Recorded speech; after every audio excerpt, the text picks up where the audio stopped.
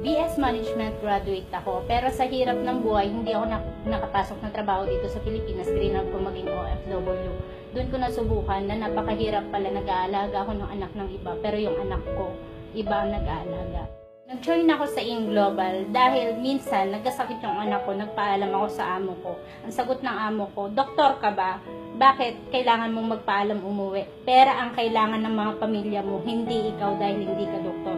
Doon ko na-realize na napakahirap talaga pala pag wala kang pera dahil hindi ka talaga makakauwi kung wala kang pera. Nung nagsimula ako, wala akong alam na pwedeng gawin. Pero mahilig ako mag-Facebook, napaka-Facebook addict ko talaga. Share lang ako ng share nung una. Hanggang sa mayroong nag-inquire, sabi ko, pwede palang gamitin ang Facebook. Doon na ako nag-start na gamitin yung Facebook. Kahit na naglilinis, tuloy-tuloy pa rin ang share ng business. Ginagawan ko ng paraan, nagtatago ako sa CR pag nandiyan ang amo. Facebook pa rin ang Facebook. Pag nakatalikod ang amo, Facebook share pa rin about sa opportunity. Yun yung ginawa ko. Because of In Global, na-terminate ko yung amo ko dahil mas hinigitan na nito yung sahod ko sa abroad. Umuwi ako ng Pilipinas, agad-agad cleaning yung cheque ko worth 300,000.